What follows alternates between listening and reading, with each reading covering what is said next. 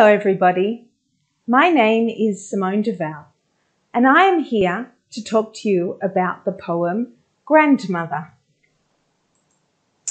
Grandmother is a poem for 3 points, 4 points and 5 points for the module B, D and F. But today we're going to be really talking to students who are doing the module B and the module D. So let's begin.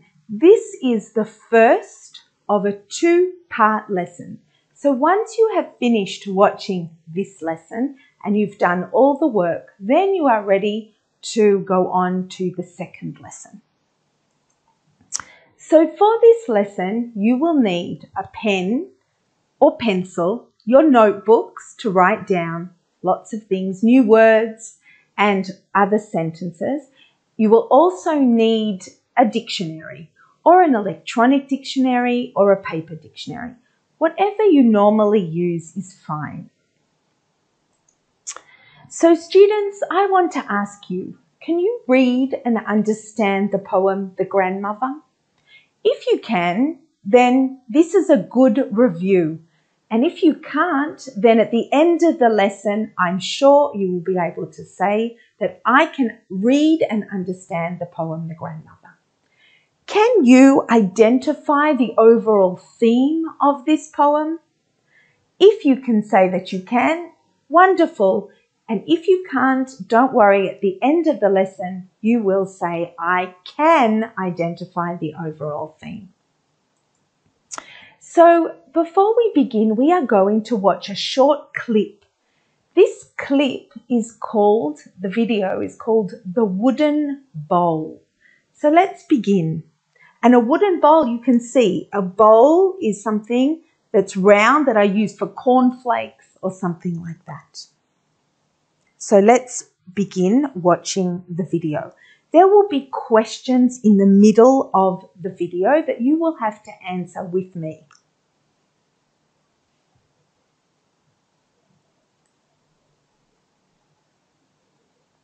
Who is sitting at the table? Did you see who was sitting at the table? Yes, there were a family at the table.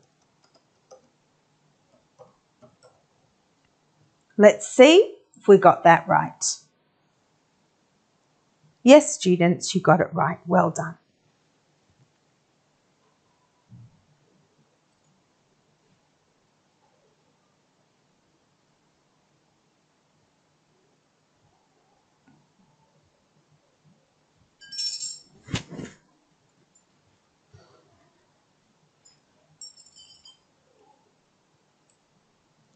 Why is the woman angry? Is she angry because the man makes a mess? Is she angry because the boy makes a mess? Or is she angry because the old man makes a mess? What do you think is the answer? I would say it's because of the old man. Let's see if I got it right. Yes, it's correct. So if you answered the old man, then you are correct.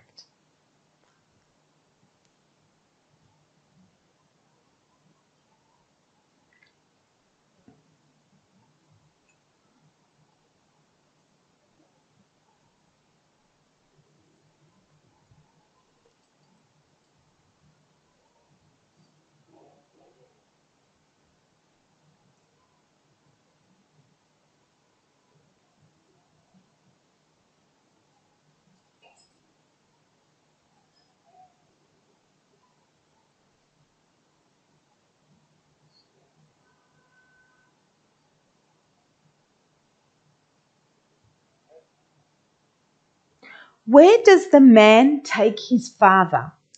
Does he take him outside? Does he take him to the kitchen? Or does he take him to his own room, to the old man's room? What do you think is the answer? It looked to me that he was taking him to the kitchen. So let's see if I got it right. Correct.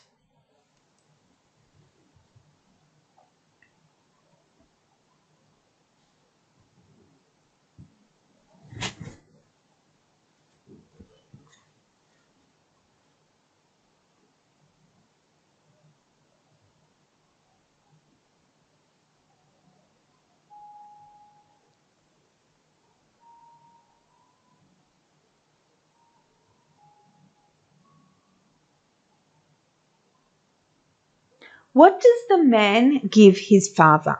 A plastic spoon? A wooden bowl and spoon? Nothing.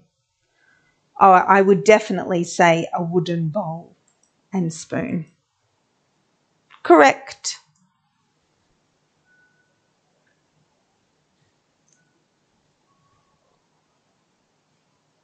The following evening.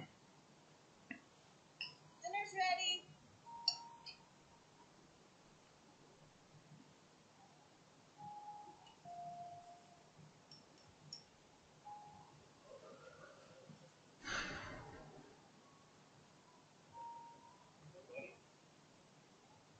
I'm making a little bowl for you and Mommy to eat your food out of when I grow up, just like grandfather. Who is the boy making the wooden bowl and spoon for? For his grandfather, for his mother and father, or for himself? If you heard him say for his mummy and daddy, then you are correct.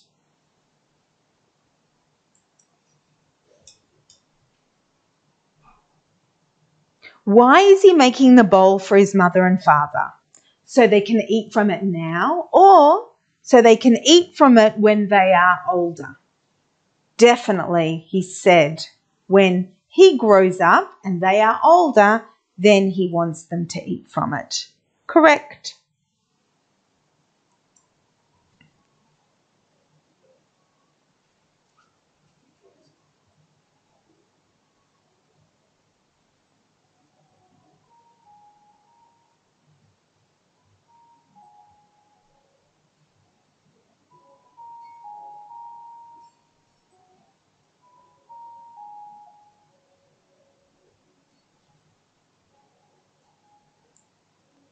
Parents, they didn't leave you when you were young, so don't leave them when they are old. So, can you think while we're talking now what the message of this video or this clip was? We're going to talk about the message in a moment, but I want you to think about it. But before we do that, there are some new words that we need to talk about the family. These are all red words. I want you to put all of the red words in your notebook on one page. And then I want you to look up the meaning of the words in your dictionary and write the translation in Arabic or in Hebrew next to the word. If you know the meaning of the word, then that is great. You can write, I still want you to write the English, and then next to it you can write the Hebrew or the Arabic. So let's have a look. If you are talking about your grandmother and your grandfather, then you are talking about your grandparents. If you are talking about your mother and father, then you are talking about your parents. And if you have a son or a daughter, then that is what they are called, son and daughter. Your children are called your son or your daughter. Look how the word son is spelt. S-O-N, not S-U-N, like in the sky. And then we have the grandmother and the grandfather, the grandparents, have grandchildren. They have a granddaughter and they have a grandson. You are going to need to know these words while we are talking during this lesson. So have the words written in your notebook on the one page, and then you can look at the words and you can use them. And you will also need them for the next lesson. This is the quote from the end of the video. Your parents didn't leave you when you were young, so do not leave them when they are old. Do you understand this quote? This is the message of the video. If you don't understand, don't worry. We will talk about it a bit more. So how, students, do you think the grandfather felt? How did he feel? Was he happy? I don't think so. I think he was sad and he felt a bit alone, especially when he was in the kitchen. And he also felt bad. Another word for bad is awful or terrible. These are better words for bad. You all know the word bad. So I want you to try and use the word awful or terrible. These are our green words. I want you to put the green words on a different page in your notebook. So we have red words, now we have green words. And we also had one blue word. Did you see the word blue, the blue word? Feel, right. And if you want, you can put it in a table or you can just put it in your notebook. And the idea is to write the Hebrew or Arabic translation next to it so that you have it now while you are studying this poem. So, how did the grandfather feel? Can you fill in the rest of the words in this sentence? I can fill it in one way and you can fill it in another way, and they are both right. So let's think. I've given you some words underneath that you can use. The grandfather felt because he felt. The grandfather felt because. I want you to use the word alone, and I want you to use one of the other words from, or at least one or two of the other words in the first line, okay? And then in the line where it's open, you can add something yourself. So let's have a look at the way that I have answered this sentence. I've completed the sentence. The grandfather felt sad because he felt alone. That's one way to complete the sentence. Another way is to say the grandfather felt terrible because his son didn't want him to eat with him and put him in the kitchen, remember? The grandfather felt awful because his daughter didn't want him to be there. She wasn't very nice to him, was she? So that is one way to answer to complete this sentence. If you wrote something else, then I'm sure it is right. The most important thing is to write in English. You have words, use the words that you have in your notebook to write these sentences. So students, what do you think is the message of the video? Is it to respect your elders?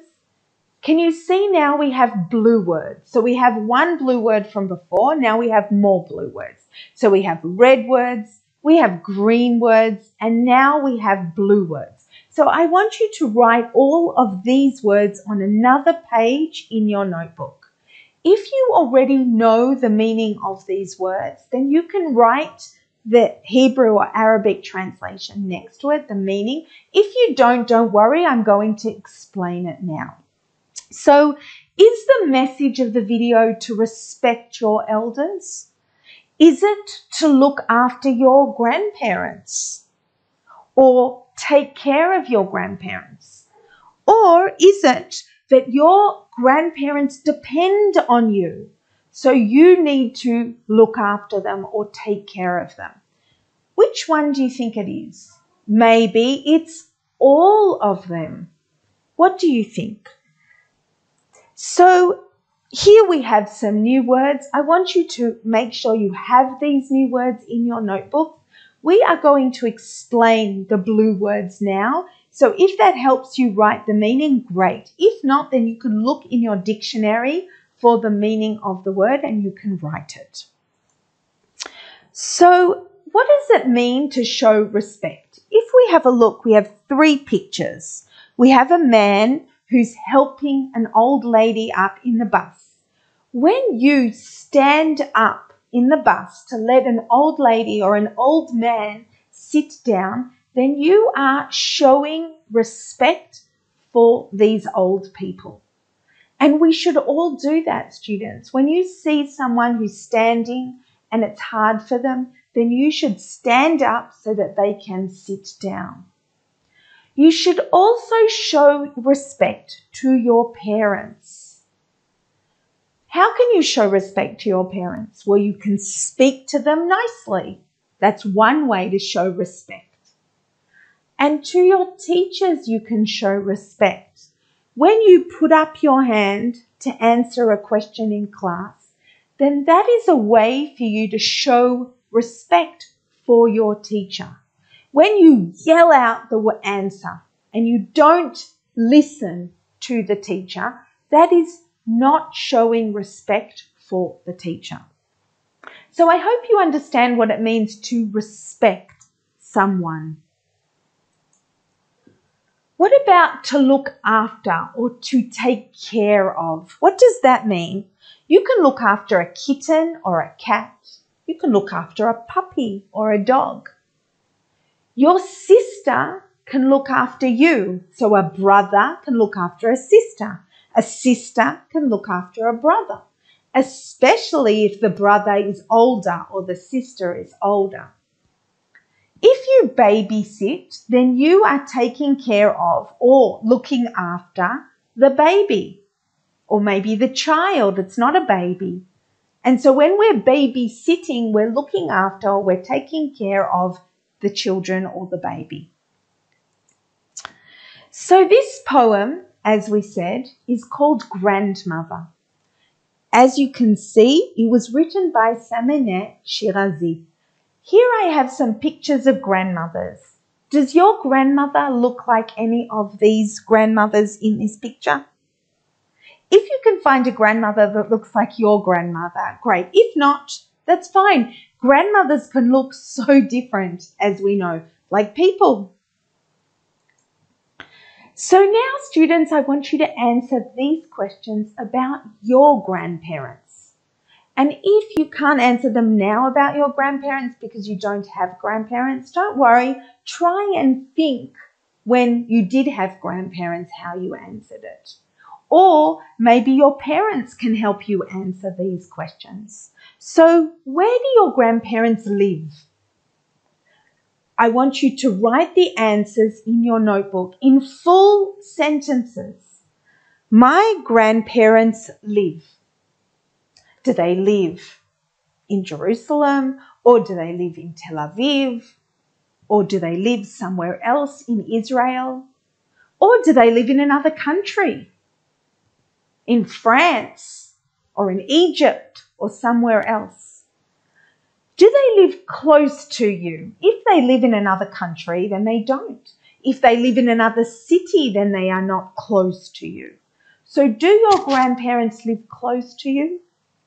And I want you to answer, my grandparents live or don't live close to me? Do you see them every day? I do or don't see them every day. I see them once a week, once a month, once a year, never. It is important to answer what is correct for you. So here, students, is the poem. Can you see it's got two parts? We call these parts stanzas. Stanzas. They're like paragraphs. So grandmother has two stanzas, 1 and 2. Let's read the poem once. Just listen to the poem. If you don't understand everything, don't worry. You will hear it again and we will explain the words. I hadn't asked her much, just how she felt. And she told me all about her day and how she'd washed the sheets and how she could not understand while the towel got so heavy when it was wet. She'd also sunned the mattresses, such tired bones and so much to do. And my eyes filled with tears when I thought of how I was simply going to say salam and walk away. And so many words would have been entrapped, would have been trapped inside her. I would have passed by as if what lay between those bedclothes was just old life and not really my grandmother. So now, students, we're going to break. After the break, we will go over the poem and we will try and understand it in more detail. So I'll see you after the break. Goodbye.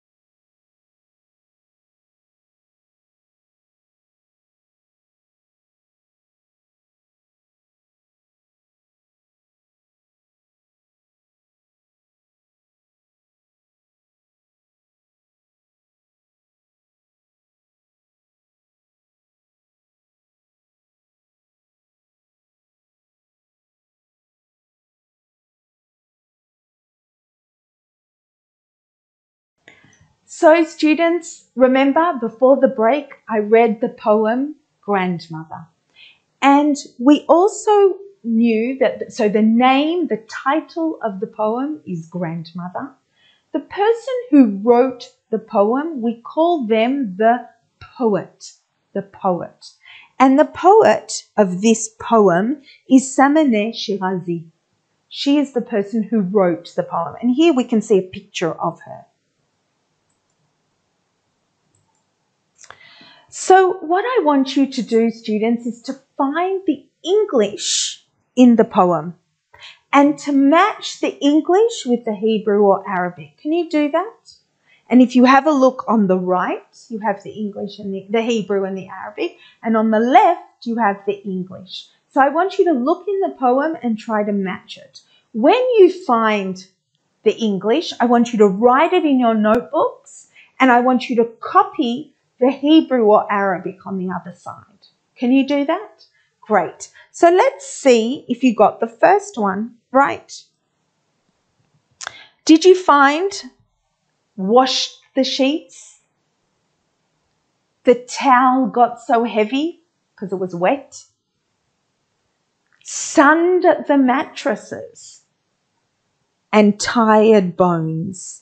So this, students, is going to be your glossary. This is going to help you understand the poem when you need to. Some of these words are very hard to translate and to use the dictionary to understand.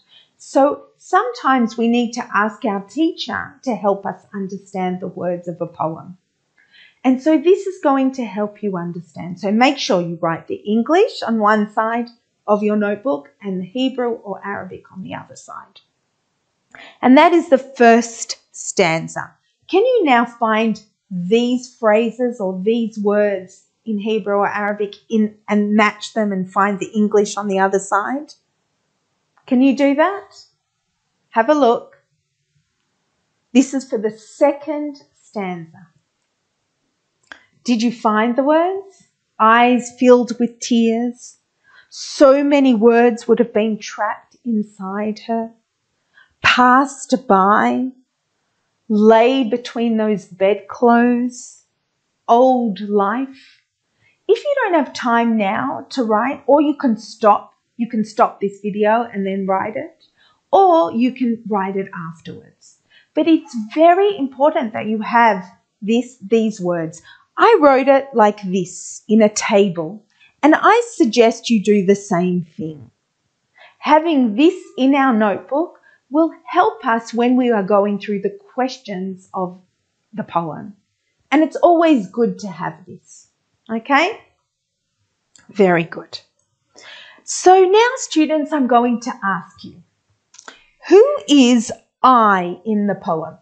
We call the person in the poem who's I the speaker. The speaker. That is the person who is speaking in the poem. Who is the I? Can you guess, students? And then who is she in the poem? Have a look how many times she is used in the poem.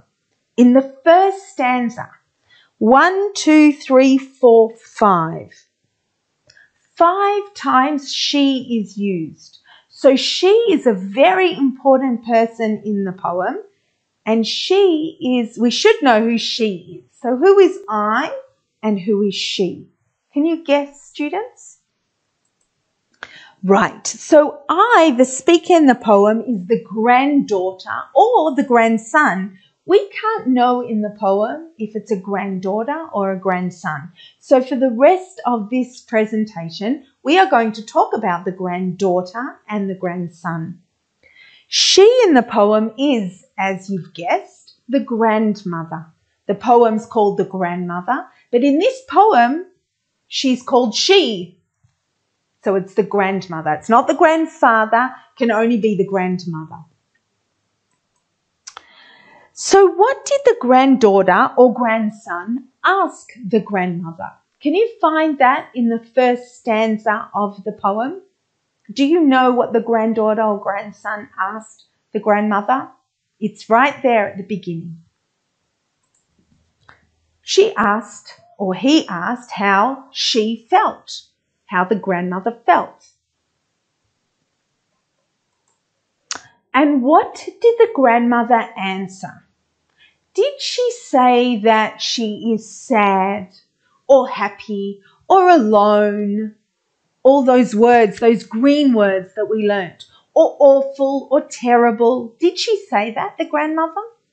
No, she didn't. What did she say? She told me all about her day. What did she do? She told me that she washed the sheets, she washed the towel, and it was so heavy, and she spun the mattress, and she's exhausted, she's tired, so much to do.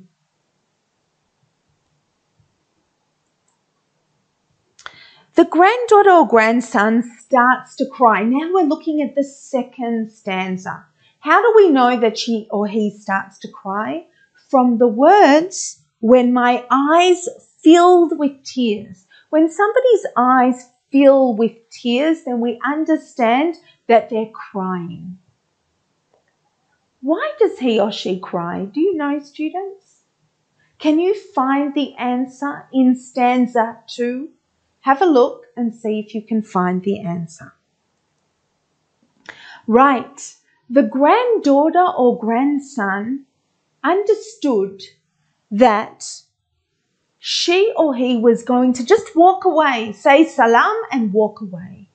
Not really listen to the grandmother, not hear what she had to say. And that made the granddaughter or grandson sad, so that they started to cry. In this poem, there are 2 perspectives. What are perspectives? Perspectives are points of view. 2 people can have 2 different perspectives of something. Like in this picture, one person sees the number 6. The other person sees the number 9. If the person who sees 9 is to move to the other side, which number will he see? Yes, he will see 6. So 2 people can see different things, but the same person can also have 2 different points of view. So they're looking at the same number, but from different places. And so they have a different perspective, a different point of view.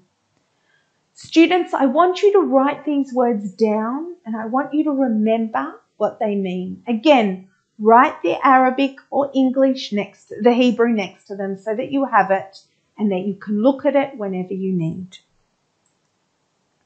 So this poem is told from the point of view of the. Is it told from the point of view of the grandson or the granddaughter? Or is it told from the point of view of the grandmother? Remember who we said is I, who the speaker is. That will help you know whose point of view this story is told from.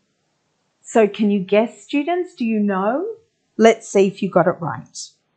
If you said it's told from the point of view of the granddaughter or grandson, then you are correct. Well done. So now, students, I want to ask you a difficult or hard question, but I'm sure you know the answer. Did the speaker, the granddaughter or the grandson, did their perspective, their point of view, change in the poem? Now, there are 2 things that can help us. In stanza 1, she said, or he said, that the grandmother told me all about her day, right?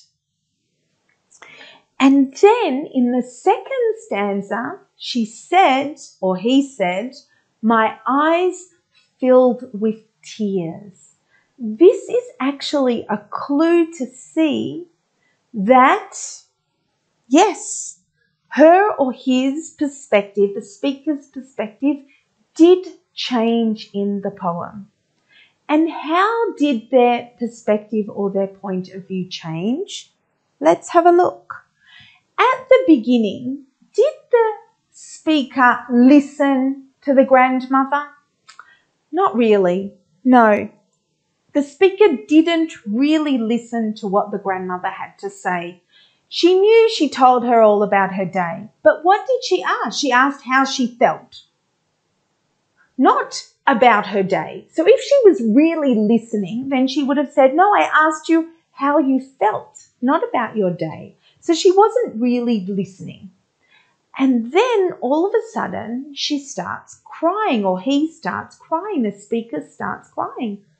That shows that their point of view changed from stanza 1 to stanza 2. Not only that, at the end, have a look. All of stanza 1, what does the speaker call her or his grandmother? She. What happens at the last line of the poem? You're right, students. All of a sudden, it's not she, it's the word grandmother, because she or he, the speaker, understands that it wasn't just a she, it wasn't anyone, it was her or his grandmother that he or she was talking to. So here we see that at the beginning, the granddaughter or the grandson didn't want to listen, but then at the end, when the speaker understands that it's her or his grandmother, then he starts crying or she starts crying. So now, students, you've heard what I said. I want you to write the answer in your notebooks. You can use my format, the beginning of the sentence. I want you to complete the sentences from what you have understood. Let's have a look. Did the speaker's perspective change? Yes or no? What do you think, students? I gave you the answer before. Do you remember what I said? The granddaughter or grandson's perspective changed. In the first stanza, the granddaughter or grandson did not. What didn't they do? Can you answer, complete the question? Use the words that you have in your notebook. They will help you answer these questions. So let's have a look and see. I'm giving you one way to answer these questions. If you answered something else, it's probably correct. So don't worry if it's different to my answer. Yes, of course the granddaughter or grandson's perspective changed.